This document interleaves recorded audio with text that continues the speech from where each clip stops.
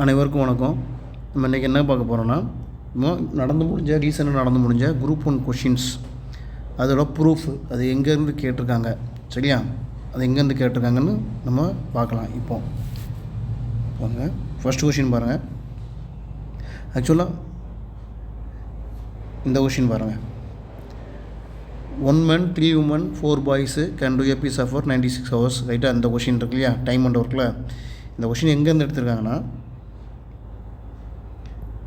Staff selection கமிஷனில் SSC CGL combine graduate level tier 1 2013 இந்த question இருக்குது, ரைட்டா? அந்த கொஷினை எடுத்திருக்காங்க. ஸோ டஃப் பண்ணணும், ஹார்டு பண்ணணும் அப்படிங்கிறதுக்காண்டி இந்த மாதிரி கொஷின் வந்து இவங்க எடுத்திருக்காங்க குரூப் 1னால, ரைட்டுங்களா? சரி, ரைட்டு. இப்போ இந்த கொஷினை எப்படி செய்யலாம் பாருங்கள். அதுக்கப்புறம் இந்த மாதிரி உள்ள ரிலேட்டட் கொஷின்ஸு எப்படி செய்யலான்னு நம்ம ஒரு வீடியோ போடலாம், ரைட்?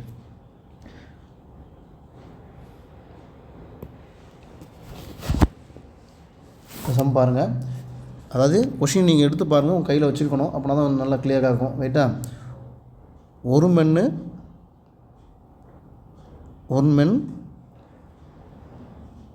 3 உமனு 4 பாய்ஸ், சரியா?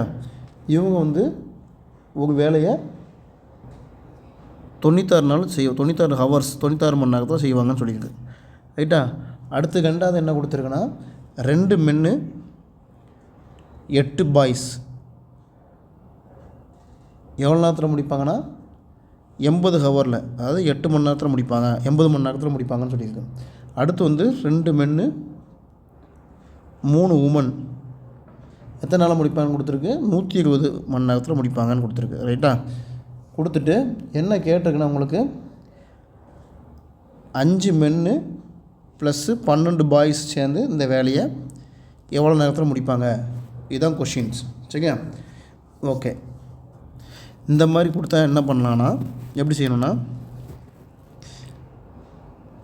1 men + 3 women + 4 boy 96 hours, 2 men + 8 boy 80 hours, 2 men + 3 women 120 hours. Okay, இந்த மூணுக்கும் எல்சிஎம் எடுத்துருங்க, ரைட்டா? அந்த மூணுக்கும் எல்சிஎம் என்ன வரும்னா, நம்ம எல்சிஎம் எடுத்துகிட்டு இருந்தால் டைம் ஆகும். ஸோ எல்சிஎம் என்னன்னு சொல்லியிருந்தேன், 480 இதுக்கு எல்சிஎம், சரியா? 480. ஸோ எல்சிஎம் வந்து 480.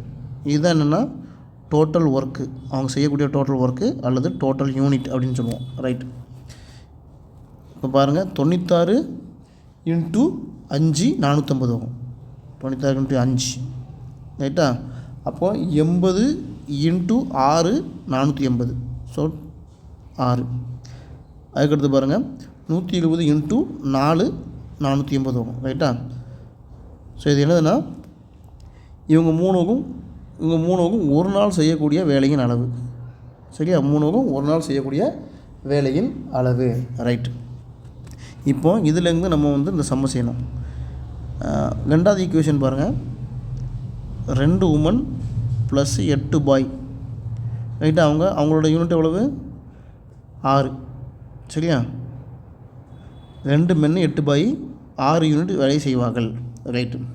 இப்போது இதை ஃபஸ்ட்டு ஈக்குவேஷன் கூட கம்பேர் பண்ணுங்கள். 2 மென் 8 பாயை 1 மென் இதில் பாதியாக்குங்க, 4 பாய் எத்தனை யூனிட் செய்வாங்க? 2 மென்னு 8 பாய் 6 யூனிட் செஞ்சாங்கன்னா அதில் பாதி தானே இருக்குது. இப்போது இதில் பாதி தான் இல்லையா? 2 மென் 8 பாய், இது 1 மென் 4 பாய், அப்போ இதில் பாதி. அப்போ எவ்வளோ பண்ணுவாங்க? இவங்க 6 யூனிட் வேலை செஞ்சாங்கன்னா இவங்க வந்து 3 யூனிட் வேலை செய்வாங்க, ரைட்டா? சரி, ரைட்டு. இப்போது இது வந்து இந்த ஃபஸ்ட்டு ஈக்குவேஷனுக்கு ஒத்து போதா? குள்ளதுக்கு பாருங்கள், 1 men 4 பாய்க்கு இங்கேயும் 1 men 4 பாய் இருக்குது, ரைட்டு? அப்போது இது எப்படி எழுதலாம்? இந்த ஃபஸ்ட் ஈக்குவேஷன் பாருங்கள், 1 men + 4 பாய் + 3 women, ரைட்டா? நமக்கு தோதுவாக எழுதிக்கிறோம், ரைட்டுங்களா? ஈக்குவல் டு எத்தனை? 5 யூனிட் வேலை செய்வாங்க, ரைட்? நமக்கு இங்கே 1 men 4 பாய் என்ன கிடச்சிருக்கு? 3 யூனிட் வேலை செய்வான்னு கிடச்சிருக்கு. அப்போ 1 men 4 பாய்க்கு பதிலாக நம்ம 3 யூனிட் எழுதிக்கலாம். அப்போ 3 + 3 women = 5. ஸோ அப்போ 3 women = இந்த 5 இந்த 3 வந்து ஈக்குவல் டு கன்சிடர் போகும்போது மைனஸாக மாறும். அப்போ 5 மைனஸ் 3 2. அப்போ உமன் வந்து எவ்வளவு? Woman is equal to 2 by இந்த 3 வந்து ஈக்குவல் டு கன்சிடர் போது டிவைடில் மல்டிப்ளிகேஷன் இருக்கிறனால இங்கே டிவைடாக மாறும். அப்போ 2/3. சரியா? அப்போ உமன் வந்து 2/3 வேலை செய்வாங்க. ரைட். இப்போது நம்ம இதை எதில் அப்ளை பண்ணலாம்? இந்த 3வது ஈக்குவேஷன் பாருங்கள். 2 men 3 womenல.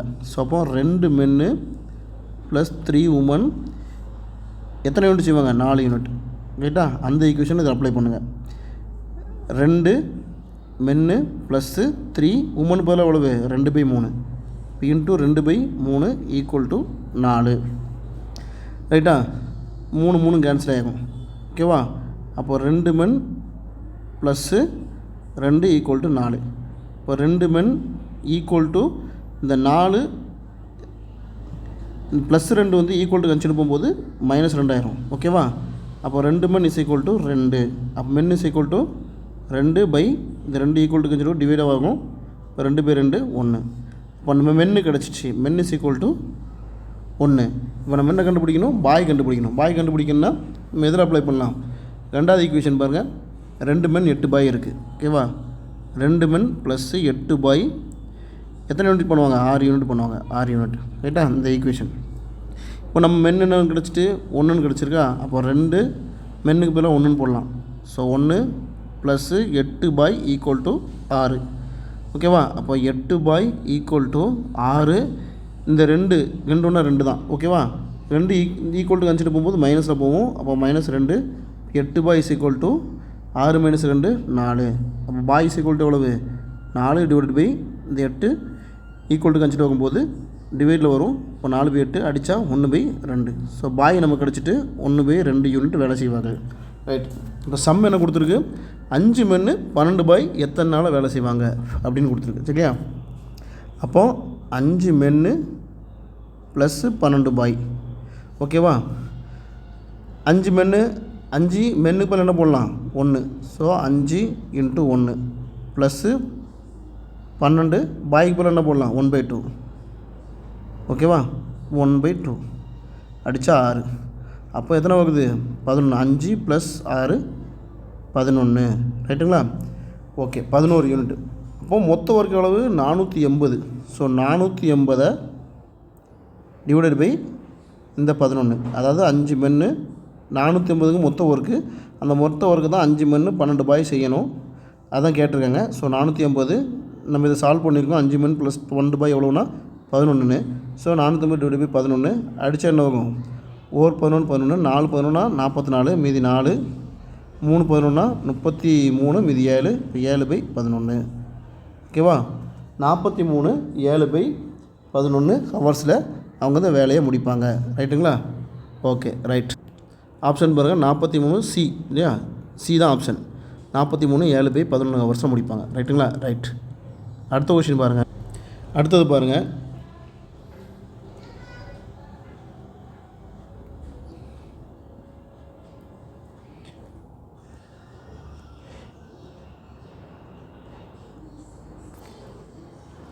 இந்த கொஷின் அதாவது 3 சர்க்கிள் ரேடியஸ் வந்து 3.5 அது ஒன்று ஒட்டி இருக்கும்போது ரைட்டா?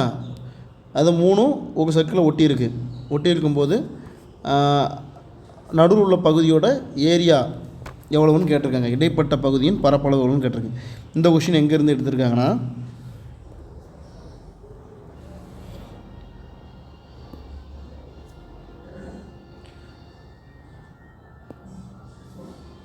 இந்த பாருங்கள். இந்த கொஷின் எதுலேருந்து எடுத்துருக்குன்னு பாருங்கள். எஸ்எஸ்சி சிஜிஎல் டயர் 1 2003 கேட்ட question. 3 circles of radius 3.5 cm each are placed in such a way that each touches the other 2. The area of the portion enclosed by the circle is. ஓகேவா? So இதில் இருந்து எடுத்துருக்காங்க. Answer வந்து இதுக்கு 1.96. ஓகேவா? 1.967. சரி, இது எப்படி செய்யலாம்னு பாருங்கள். அந்த சம்மை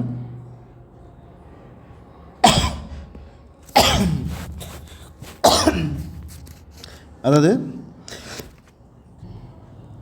சம் பாருங்கள். என்ன கொடுத்துருக்குன்னா 3 சர்க்கிள் இருக்குது.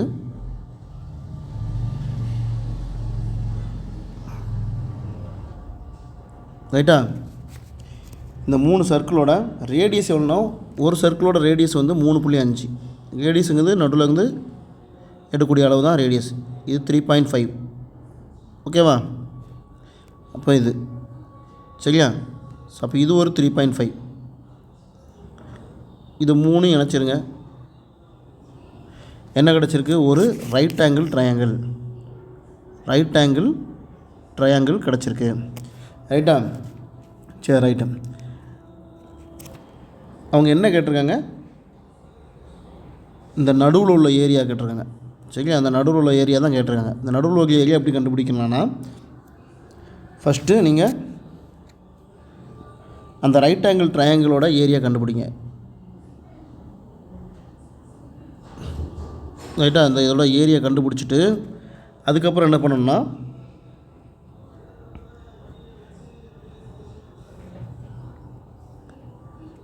இந்த ஏரியா பாருங்கள், இது ஒரு செக்டார் அடிவாங்க, அதாவது வில் அடிமாங்க, வட்ட வில்லுமாங்க. சரியா? இது ஒரு செக்டாரு. அதேமாதிரி இது ஒரு செக்டார், இது ஒரு செக்டார், 3 செக்டார் இருக்குது. ஸோ இந்த 3 செக்டாரோட ஏரியாவை கண்டுபிடிச்சி இதில் கழிச்சிட்டோம்னா, இந்த செக்டார் ஏரியாவை கண்டுபிடிச்சி இதில் கழிச்சிட்டோம்னா நமக்கு இந்த நடுவில் உள்ள பகுதி கிடச்சிக்கும். ரைட்டுங்களா? சரி, ஓகே. இது எப்படி செய்யலாம் பாருங்கள். அதாவது ரைட் ஆங்கிள் ட்ரையாங்கிள், ரைட்டா? ட்ரையாங்கிளோட நமக்கு ஏரியா வேணும். ரைட் ஆங்கிள் ட்ரையாங்கிளோட ஏரியா என்னது? √3/4a². ரைட்டா? இதுதான் ஏரியா ஆஃப் ட்ரையாங்கிளோட ஃபார்முலா. சரி, இப்போது ரைட்டுங்களா? ஸோ ஃபஸ்ட் நம்ம area area of right angle triangle பார்த்துலாம். ரைட், ஓகேவா? ஏரியா ஆஃப் ரைட் ட்ரையாங்கிள் எவ்வளவு? √3/4 × a². ரைட்டா? ரைட்டுங்களா? இப்போது நமக்கு ஏ வேணும் இல்லையா? ஏ வந்து ஒரு சைடு, ட்ரையாங்கிளோட சைடு. இப்போது இந்த சர்க்கிளோட ரேடியஸ் வந்து 3.5 இல்லையா? பாதி 3.5. அப்போது இது ஒரு 3.5. இந்த ரெண்டும் சேர்த்தா தான் ஒரு லைன் இல்லையா? இந்த ரெண்டும் சேர்த்தா ஒரு லைன், அதாவது ஒரு ட்ரையாங்கிளோட ஒரு சைடு. அப்போது ஒரு சைடு எவ்வளோ ஆகும்? இது ஒரு 3.5, இது ஒரு 3.5, ரெண்டும் கூட்டினா எவ்வளவு? 7. ஸோ A = என்னது? 7. ரைட்டுங்களா? அப்போ √3/4 × 7 × 7. ரைட்டு. இப்போ √3க்கு வேல்யூ என்னது? 1.73.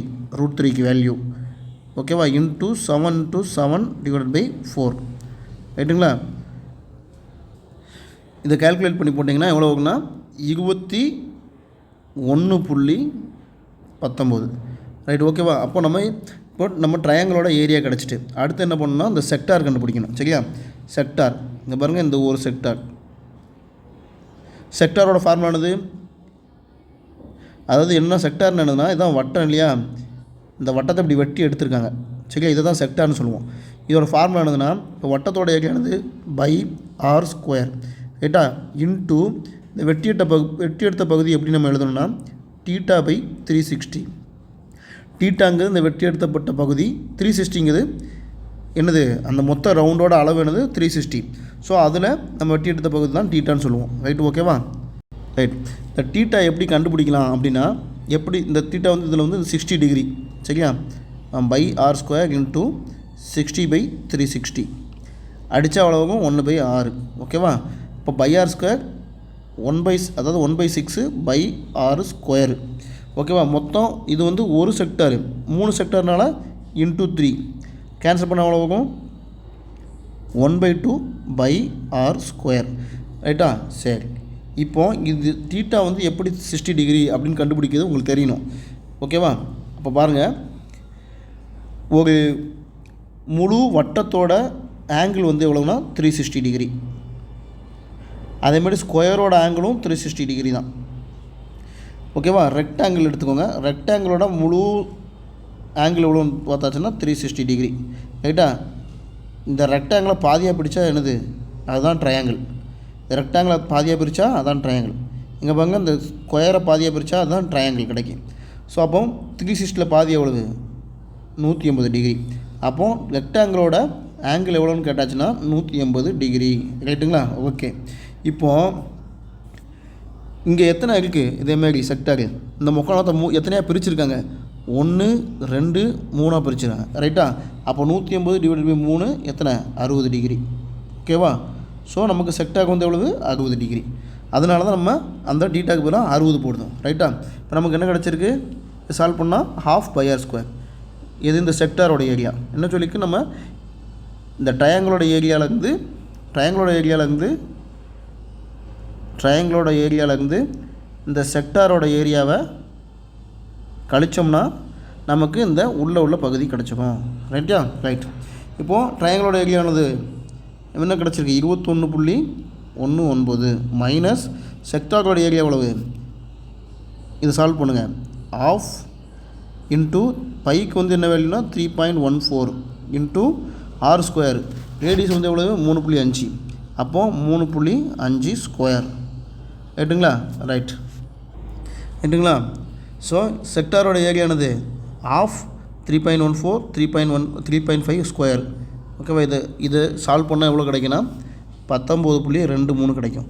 ஸோ 19.23 ரெண்டுத்தையும் கழிச்சு போட்டால் எவ்வளோனா 1.96. So answer 1.96. இந்த ஏரியா என்ன இருக்குன்னா அந்த உள்ள ஏரியா 1.96 இருக்கும் ரைட்டுங்களா. இதே